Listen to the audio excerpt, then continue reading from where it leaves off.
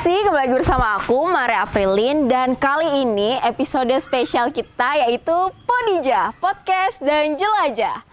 Nah teman-teman semua, kali ini kita sedang berada di Kabupaten Landak nih. Dan kali ini kita akan podcast di salah satu sekolah yang terkenal di Kabupaten Landak, khususnya di Kota Ngabang, yaitu SMA Negeri 1 Ngabang. Mau tahu keseruan mereka seperti apa dan cerita apa aja yang ada di SMA Negeri 1 Ngabang? Tonton video ini sampai habis ya, yuk!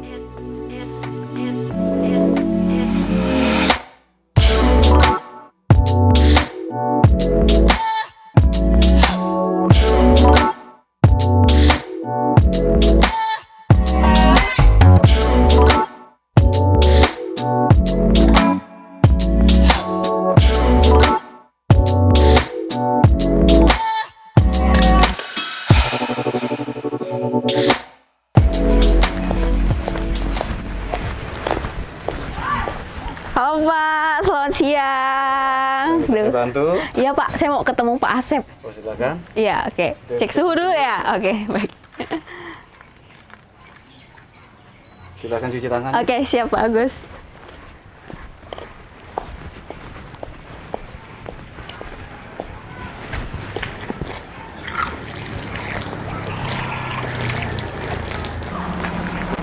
Oke, baik. Makasih banyak ya Pak Agus ya. Selamat sore Pak Asep. Selamat sore. Sebelumnya terima kasih udah mengizinkan Edukasi Borneo untuk berbincang-bincang nih sama Bapak. Pak, kan Bapak wakil kurikulum nih Pak. Ya. Terus kemarin selama pandemi itu akhirnya sekolah gimana Pak sistemnya Pak? Secara kurikulum dan sebagainya. Ya.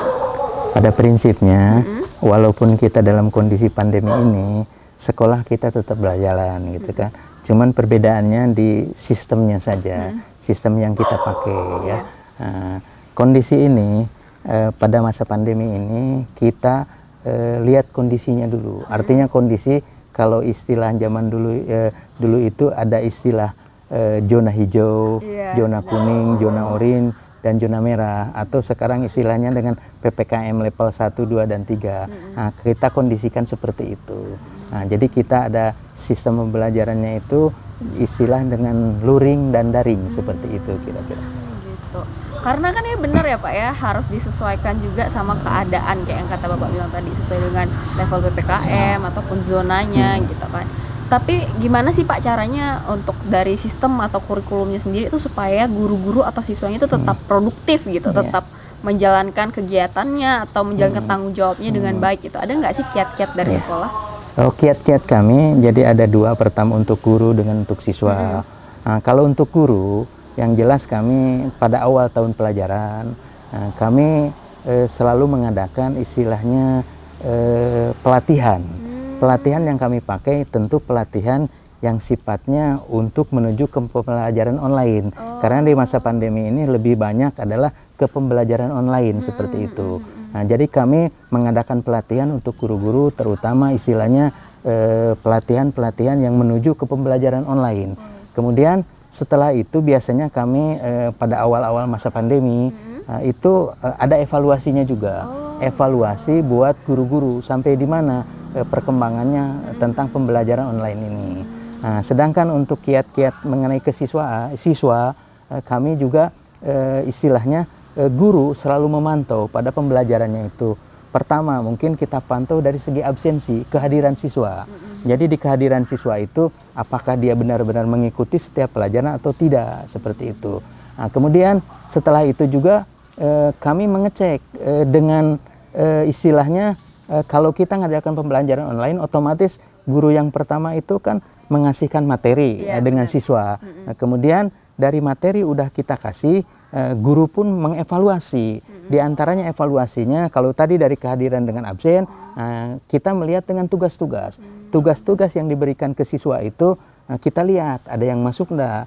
Selain itu, yang terakhir kalau kita udah selesai pembahasan materinya, kita mengadakan juga istilahnya ulangan, penilaian harian. Nah, kita laksanakan penilaian harian pun secara online.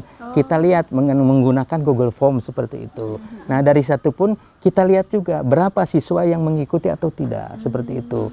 Nah, kemudian kita evaluasi juga untuk siswa khusus. Nah, cara mengevaluasinya kita melihat pertama dilihat dari tugas-tugas itu, berapa yang masuk. Begitu juga dari ulangan, bagaimana nilainya.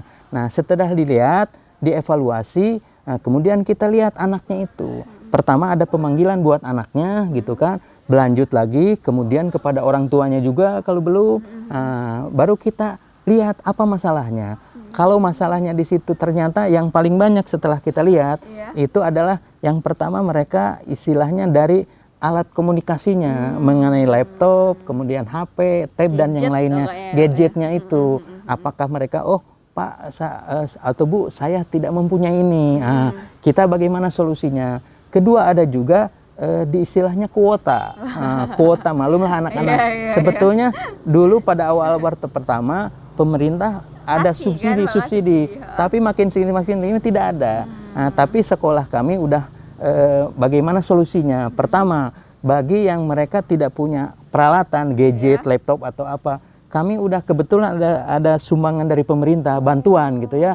Kami udah menyiapkan sekitar 300 tablet untuk siswa ya. Kemudian juga kami juga udah menyiapkan wifi. Mungkin di sini ada sekitar 4 modem yang mungkin wifi-nya bisa sampai 8 sampai 10. Jadi bagi siswa yang mengalami kendala seperti itu, kami menyiapkan, tidak punya alatnya kami siapkan di sini, tidak punya kuota mereka kita siapkan dulu ke sini.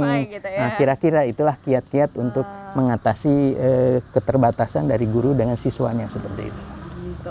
Berarti kalau misalkan boleh kita telaah lagi tuh Pak. Tadi kuncinya itu yang pertama adalah adaptif ya sama keadaan, gimana caranya tadi Bapak mengatur gimana nih kurikulumnya supaya tetap berjalan. Itu harus disesuaikan lagi sama keadaannya seperti apa, terus apa aja kendalanya dan sebagainya. Terus yang kedua juga tadi Bapak menyinggung masalah gimana caranya supaya kita tuh tetap melakukan evaluasi gitu di setiap tindakan. Benar ya Pak ya? Karena kalau yang menurut saya sendiri sih Pak, kalau belajar berkaca dari apa yang kegiatan yang udah dilakukan, benar gitu. Kita harus tetap mengevaluasi itu supaya kita tahu nih, oh sejauh mana sih pembelajarannya dan apakah sudah pas gitu, apakah sudah tepat gitu. Tapi kan pasti ada tuh Pak, maksudnya kesusahan gitu dalam mengatur guru dan siswa gitu. Karena apalagi secara online nih, mengkomunikasikan sama mereka tuh gimana Pak? Apakah akhirnya lewat grup dan sebagainya, dan orang tuanya gimana Pak? Oh iya. Bisa kerjasama nggak sih? Iya. Ya yang jelas kami semua itu kita antisipasi. Pertama untuk siswa. Jadi kami tetap di sini membuat yang namanya grup WhatsApp ya. Nah, itu jadi pertama itu adalah guru-guru ada. Jadi grup guru-guru selalu ada WhatsApp-nya guru-guru, WA-nya ya. Kemudian ditindaklanjuti adalah antara guru dengan siswa.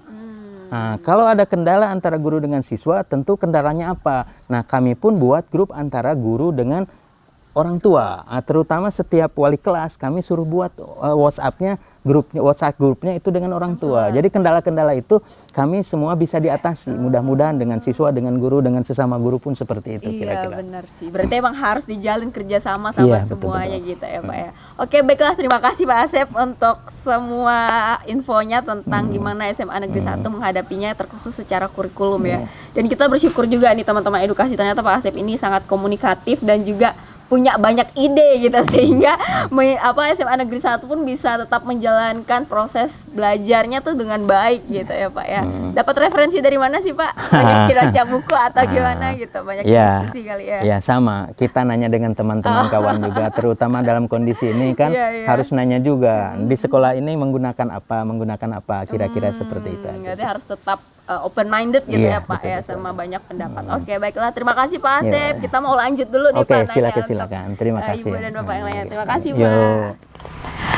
Nah, teman edukasi, gimana nih? Tadi kita udah mendengarkan cerita dari Pak Asep tentang kurikulum yang digunakan selama masa pandemi di SMA Negeri 1 Ngabang. Kali ini kita akan berbincang sama Ibu Kesiswaan nih. Kita akan mendengar gimana sih kegiatan anak-anaknya selama masa pandemi. Nah, kalian mau tahu gimana keseruannya kita ngobrol sama Ibu Wakil Kesiswaan? Yuk ikutin video kita sampai habis. Oke baik, selamat sore Bu Sisil, terima kasih udah menyambut kita nih dari Edukasi Borneo. Kita mau ngobrol dong Bu untuk kegiatan kesiswaan yang ada di sini, boleh ya? Oke baik. Ya terima kasih Bu. Oke, Bu Sisil, kita mau tanya nih Bu, gimana sih sebenarnya kegiatan siswa di SMA Negeri 1 Ngabang ini sebelum pandemi deh Bu? Banyak nggak sih ekskul yang ada di sini? Sebelum pandemi kita melaksanakan ekstrakurikuler itu dilaksanakan setiap hari Senin sampai Jumat. Kita laksanakan setiap hari mulai pukul 15.30 sampai pukul 17 secara terjadwal. Oh, jadi gantian gitu ya Bu ya, setiap Senin sampai Jumat Iya, itu iya. gantian. Kita Ada berapa ekskul Bu kira-kira Bu yang ada Ada di sini? 14 kurang lebih. Wah, banyak ya Bu ya, berarti emang banyak ekskul, selain itu banyak juga berarti kegiatan dilakukan sama siswa SMA Negeri 1 ini. Terus prestasi apa aja sih Bu yang ada dari ekskul itu, ataupun ada nggak kira-kira ekskul yang menyangkut mata pelajaran dan sebagainya gitu? Oke. Untuk ekstrakurikuler prestasinya itu siswa kita banyak sekali membuat prestasi. Iya, terlihat sih ya dari banyaknya piala Tentu di saja sini. saya tidak bisa menyebutkan satu. Iya, persatu, benar-benar. ya, Ibu, ya. Tapi dari banyak ekskul itu, contoh PMR. Nah, jadi setiap tahun kita mengirim siswa kita ke provinsi untuk mengikuti lomba HKPMS. Itu dilaksanakan setiap tahun. Dan pada tahun 2016 sampai 2018 bahkan mereka secara berturut-turut mendapat juara umum. Wah, Jadi, juara umum ya. Itu akhirnya piala bergilir itu menjadi piala tetap di kita. Untuk ekstrakurikuler lain mungkin seperti volley dan basket, kita merupakan tim yang lumayan disegani di kabupaten kita karena prestasi mereka. Kemudian satu lagi mungkin bisa saya sebutkan Paskibra. Setiap tahun kita pasti mengirim anak-anak kita untuk mewakili mengibarkan bendera di kabupaten bahkan provinsi setiap tahun. Bahkan pada tahun 2013 kita pernah mengirim satu siswa kita di tingkat nasional. Wow, untuk mengibarkan bendera merah putih di Istana Negara. Aduh, merinding ya Bu ya. Dan banyak sekali prestasi yang lain yang tentu saja tidak bisa saya sebutkan. Iya, bener sih. Terlihat sekali. Berarti memang selain secara akademik aktif, mereka juga aktif secara ekstrakurikuler maupun hobi dan sebagainya gitu untuk mengasah diri mereka. Terus selama pandemi nih Bu, akhirnya gimana tuh kegiatan-kegiatan yang dilakukan sama siswa-siswi ini? Selama pandemi ini karena memang tidak dibolehkan untuk melaksanakan kegiatan ekstrakurikuler, jadi semua kegiatan ekstrakurikuler kita tiadakan kegiatan latihannya. Tapi untuk pergantian pengurus dan sebagainya kita memberikan kesempatan untuk mereka melakukan pertemuan, tentu saja dengan terbatas. Seperti kemarin kepengurusan OSIS kita laksanakan pemilihan secara daring, kemudian pelantikan juga kita dilakukan secara terbatas di ruangan kelas. Gitu. Tidak seperti biasanya kalau sebelum pandemi kita akan melaksanakan pelantikan pengurus OSIS itu di lapangan. Iya benar, terbuka. dilihat lagi Dilihat sama ramai-ramai. ramai gitu kan. Tapi benar ya Bu ya, ternyata pandemi itu justru tidak menghalangi untuk tetap adanya pemilihan OSIS, tetap ada kegiatan siswa meskipun secara daring dan dibatasi gitu ya dari sekolah ya. Oke, nah kan tadi kita udah dengar nih Bu tentang banyaknya prestasi dan juga gimana kegiatan mereka selama pandemi akhirnya kan. Kita boleh sambil jalan-jalan nggak sih Bu lihat sekolah sambil kita ngobrol-ngobrol ya. Wah, sekolahnya luas ya Bu ya. Ya mau jalan kemana nih kira-kira? Silahkan Bu. Boleh. Oke, jadi memang banyak sekali ya Bu ya fasilitas yang dipunya sama sekolah. Ada lapangan basket, ada lapangan voli. Di sini ada lapangan bulu tangkis. Oh iya. Diangkat tiangnya biar bisa untuk aktivitas. Oh gitu. Oh jadi pakai tiang yang portable gitu ya Bu ya. Ngomongin tentang kegiatan nih Bu, kan banyak nih kadang yang punya hobi entah itu nyanyi, entah itu nari, dan saya ngelihat sekolah juga memfasilitasi itu dengan baik gitu. Menurut Ibu seberapa penting sih Bu seorang siswa tuh punya kegiatan lain gitu selain belajar? Sangat penting. Kenapa? Karena di ekstrakurikuler ini mereka bisa menemukan, kemudian mereka bisa mengembangkan potensi diri dan bakat mereka secara rileks. Iya benar, setuju. Jadi dengan mengikuti ekstrakurikuler ini mereka bebas berkarya, berekspresi. Iya benar sih. Jadi kayak benar-benar bisa lebih bebas, bisa lebih plong untuk jadi orang tuh yang lebih kreatif gitu ya Bu ya. Sehingga itu diperlukan sih Bu ya dalam dunia kerja. Ibu ngerasa enggak sih Bu hal itu? Iya, karena di sana mereka dilatih disiplin, Iya. tanggung jawab, Iya. komitmen dan percaya diri. Wah, Dan setuju. itu adalah bekal untuk karir mereka di masa yang akan datang. Setuju sekali Bu. Jadi memang bukan cuman ilmu pengetahuannya, tapi disiplinnya, tanggung jawabnya itu mereka pelajarin di ekstrakurikuler ya Bu ya. Benar. Oke baik Bu, kita mau ngobrol sama kepala sekolah kali ya Bu ya serunya ya. Oke, Ibu boleh minta tolong antarin. Silakan. Iya, terima kasih Bu. Permisi Pak. Iya. Oke. Terima kasih Pak Thomas. Terima kasih. Kita kunjungan nih Pak di sekolah Bapak nih. Oh, iya, iya. Iya, Silakan, Bu. iya terima kasih. Nah tadi kan kita udah ngobrol nih Pak sama Bu Sisil, sama Pak Asep tentang kurikulum, tentang kesiswaannya, dan kita sangat emes gitu lah sama apa yang dilakukan sama SMA Negeri 1, terutama di kala pandemi itu semuanya udah disiapin kan. Ah, iya, iya. Kita mau ajak Bapak ngobrol-ngobrol tentang sejarahnya nih. Oh, boleh. Kira-kira kalau boleh tahu ada berapa banyak sih Pak guru sama siswa yang ada di sini nih? Ya, kalau sampai dengan hari ini jumlah guru kita itu sebanyak 61 orang. Oh 61 orang. Yang terdiri dari 40 pegawai negeri sipil, kemudian 21 honorer. Nah, kalau kita lihat dari kualifikasi kependidikan, rata-rata guru kita di sini adalah minimal S1.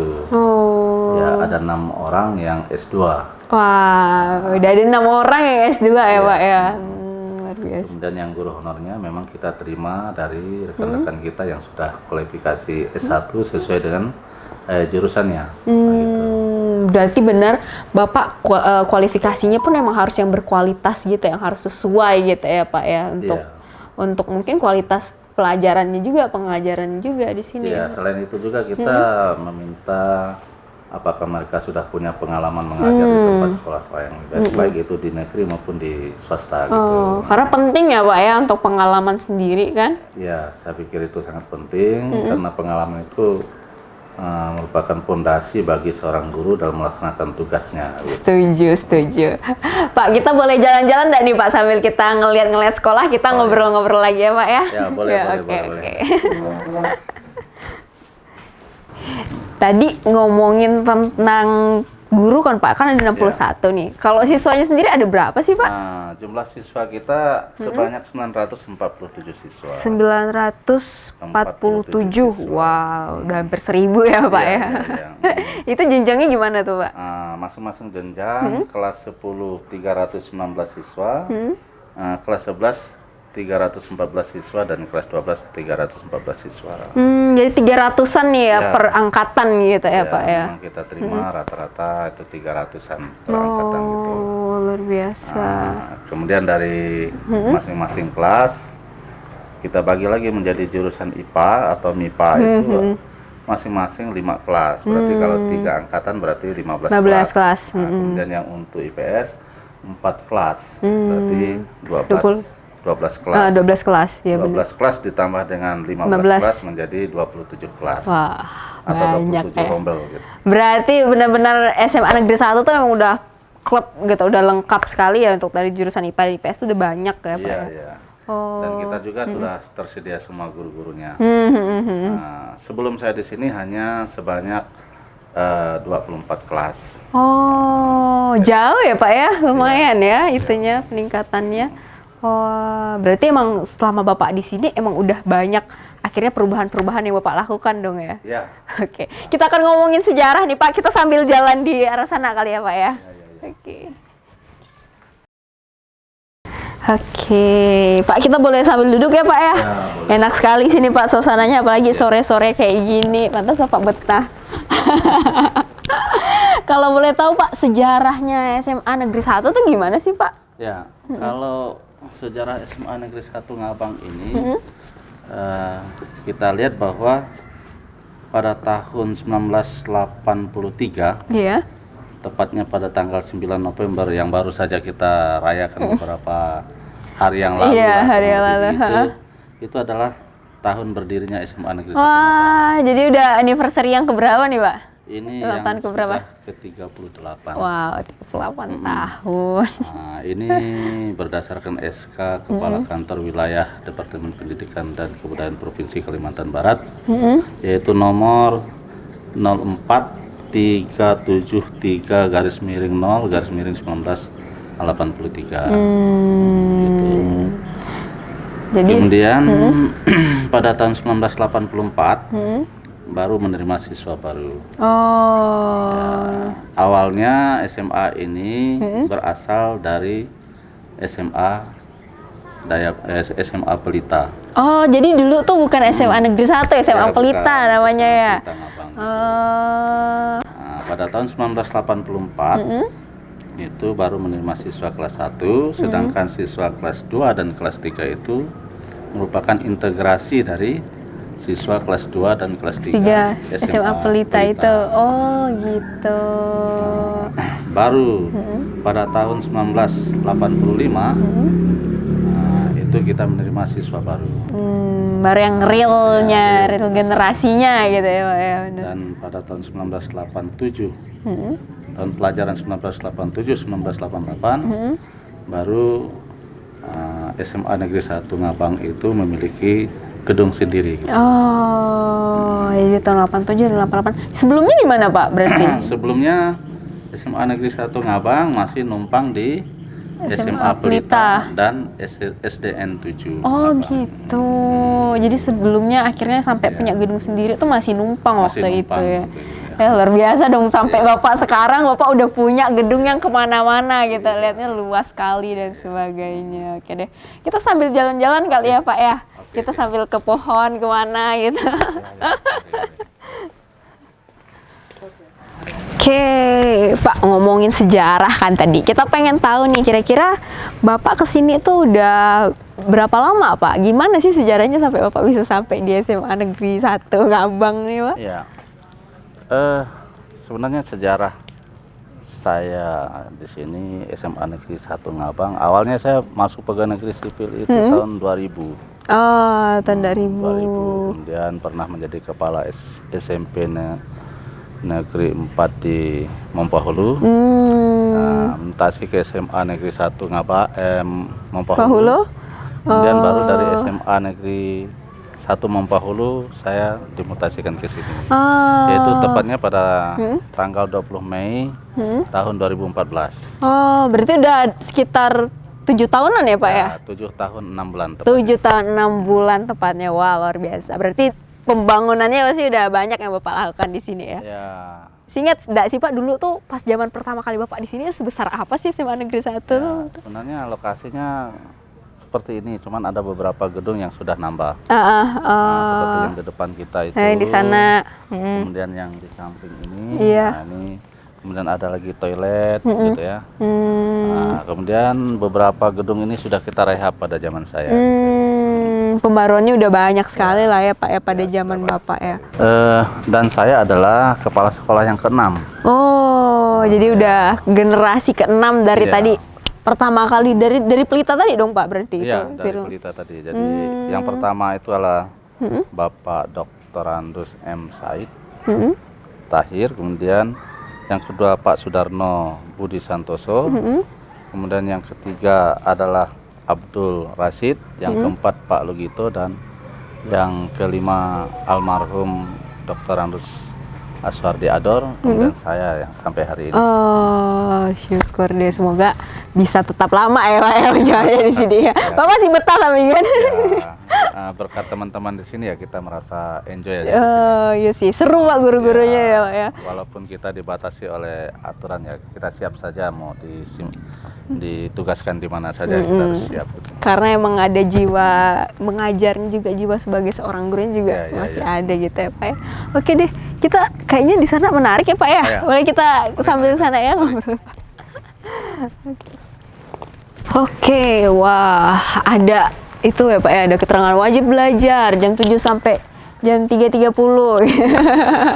Jadi emang siswa di sini sampai sore ya Pak ya? Sampai sore. Oh gitu. Bahkan kalau tidak pandemi ini sampai jam 4 sore, ditambah lagi dengan kegiatan-kegiatan ekstra. Oh, dan pasti karena banyaknya tadi jam belajar dan sebagainya pasti banyak siswa berprestasi nih Pak di sini. Ya, kalau masalah siswa berprestasi cukup banyak.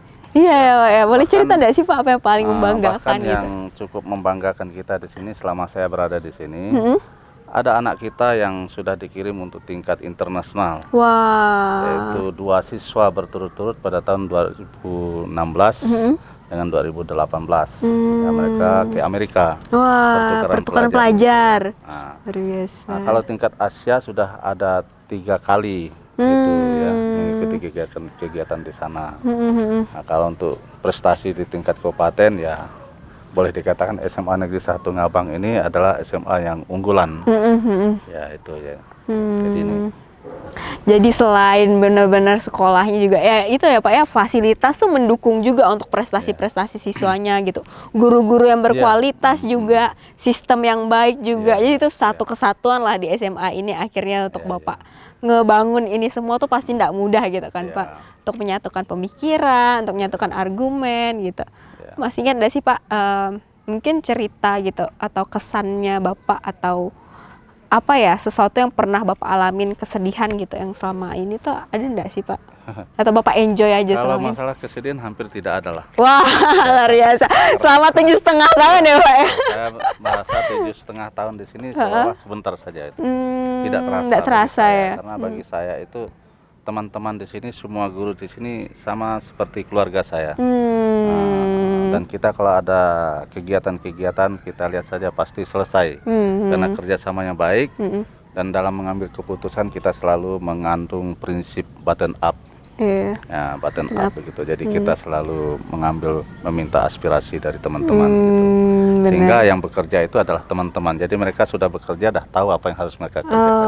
Jadi benar-benar ngasih mereka ruang gitu untuk mereka bersuara. Betul. Mereka berkarya gitu ya Pak ya. Jadi saya hanya boleh dikatakan mengarahkan saja. Wah, ide-ide di sini, keindahan sekolah ini adalah keindahan yang dilaksanakan oleh guru-guru saya di sini, bukan saya sesungguhnya gitu. Waduh, Bapak, itu salah satu prinsip kepemimpinan yang harus kita belajar di teman-teman edukasi. Kalau Pak Thomas ini humble enough gitu untuk dengerin aspirasi dari semuanya, terus juga berkeinginan tuh kayak semuanya tuh harus maju gitu kan Pak kan. Semuanya, semua hasil karya ini bukan karena Bapak sendiri, tapi buat dari kerja keras teman-teman juga gitu kan. Oleh sebab itu filosofi saya ketika saya memberikan arahan kepada teman-teman, jangan sekali-kali kita mengatakan usaha ini adalah usaha saya, tetapi usaha kita semua. Aduh, luar biasa. Pak, ngomongin kalau misalkan kita ngomongin kepanjangan gitu kan, tapi kita senang sekali bisa ngobrol sama Bapak nih Pak. Terakhir banget nih, kira-kira apa sih Pak pesan yang ingin Bapak sampaikan atau harapan ke depannya itu seperti apa Pak? Yang pertama ya untuk SMA ini ya saya pikir harapan kita adalah semoga SMA ini menjadi rujukan bagi sekolah yang lain. Jadi contoh gitu ya Pak ya? Menjadi contoh dan mampu berprestasi serta melayani masyarakat sebaik mungkin. Itu. Yang kedua bagi guru-guru ya, harapan saya tentu kita harapkan guru-guru yang memiliki loyalitas dan dedikasi yang tinggi dan harus menjiwai keprofesiannya sehingga menjadi guru yang berprofesi, yang berprestasi begitu. Kemudian untuk siswa kita berharap mereka harus bangga menjadi siswa atau mantan siswa di sini. Oleh sebab itu kita berharap mereka selalu menjaga alma mater SMA Negeri 1 Ngabang ini. Dan jangan lupa kalau berhasil ya setidak-tidaknya ingat dengan SMA Negeri 1 Ngabang. Setuju. Yang terakhir saya pikir ya kita berharap semoga SMA ini semakin hari semakin baik ya dan dapat menjadi contoh untuk SMA yang ada di Kabupaten Landak. Oke, baik. Terima kasih banyak Pak. Nah, jadi tuh tadi teman-teman siapa nih yang alumni SMA Negeri 1 Ngabang mau diangkat tangannya dan di komen ya di kolom komentar karena kita pengen tahu nih siapa tahu nanti mereka pada ngumpul di situ kan Pak kan. Dan ingat kata Pak Thomas tadi harus jaga alma mater dengan baik sehingga nanti kita tetap jadi manusia yang berguna gitu untuk sesama kita dan jadi kebanggaan buat SMA Negeri 1 Ngabang. Kita senang sekali Pak bisa berbincang sama Bapak hari ini. Semoga kedepannya apa yang menjadi harapan Bapak itu dapat terwujudkan ya Pak ya. Amin. Oke. Nah sekian Podijah kita di SMA Negeri 1 Ngabang kali ini. Sampai bertemu lagi di Podijah selanjutnya. Bye.